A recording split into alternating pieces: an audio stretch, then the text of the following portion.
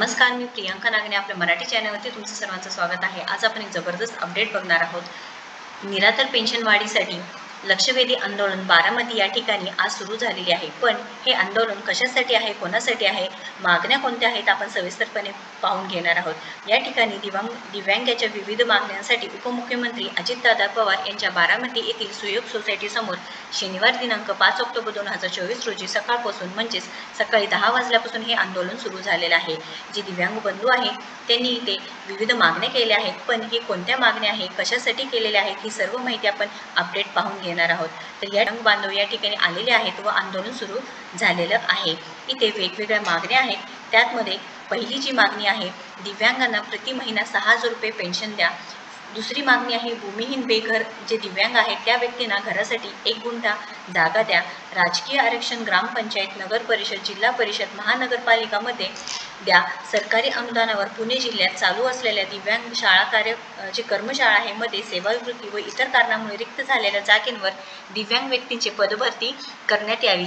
पाचवी मागणी आहे, MIDC मध्ये दिव्यांगांना 4% रोजगार उपलब्ध करून द्या। त्यानंतर 6वी मागणी आहे, ग्रामपंचायत, नगर परिषद, महानगरपालिका यांना दिव्यांगांना व्यवसाय करण्यासाठी गाळे स्टॉल द्या।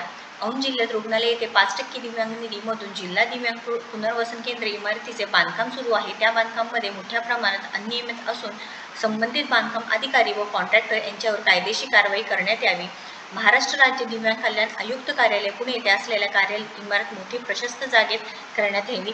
ही सर्व इथे मागण्या आहेत। जे दिव्यांग बंधू आहेत त्यांच्या मागण्या आहेत, त्याच्यासाठी ते लक्षवेधी आंदोलन चलो बारामती हे 5 ऑक्टोबर 2024 रोजी सहयोग सोसायटी बारामती येथे घेण्यात आली आहे। सकाळी 10 वाजल्यापासून हे आंदोलन सुरू झालेले आहे।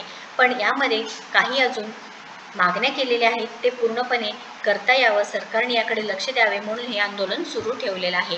तरी ते ज्या मागण्या आहेत त्याच्याकडे सरकारने लक्ष द्यावे व संजय गांधी निराधार योजनेअंतर्गत जे लाभार्थी आहेत त्यांना संपूर्ण लाभ मिळावे, 6,000 रुपये मिळावे। त्याच्यानंतर जे काही मागण्या आहेत त्याच्याकडे सरकारने लक्ष द्यावे म्हणून हे आंदोलन पार पडत आहे। वेगवेगळ्या ठिकाणी झालेले आहेत हे आंदोलन। मुंबई येथे झालेले आहे, त्याच्यानं 25 सप्टेंबर 2024 रोजी मुंबईमध्ये सुद्धा सकाळी 10 वाजल्यापासून हे आंदोलन पार पडले होते। त्याच्यानंतर इथे जे आंदोलन आहे त्याद्वारे हे लोक सांगण्याचा प्रयत्न करत आहेत की यांना गरज आहे, त्याच्यामुळे हे जे काही त्यांनी मागण्या केलेल्या आहेत ते लवकरात लवकर पूर्ण करावे।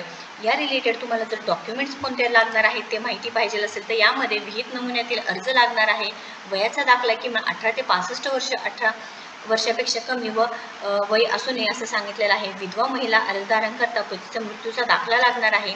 जे दिव्यांगकरता जिल्हा शालेय चिकित्सक दिव्यांगत्व दाखला लागणार आहे। त्यानंतर इथे उत्पन्नाचा दाखला लागणार आहे, दुर्धर आजार प्रमाणपत्र लागणार आहे।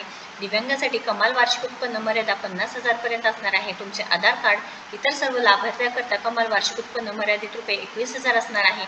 त्यानंतर निवडणूक ओळखपत्र, बँक पासबुक झेरॉक्स, रहिवासी दाखला, अर्जदाराचा फोटो आणि रेशन कार्ड लागणार आहे। खूप महत्त्वपूर्ण माहिती आहे। लक्षवेधी आंदोलन सुरू झालेलं आहे, महत्त्वपूर्ण माहिती आहे।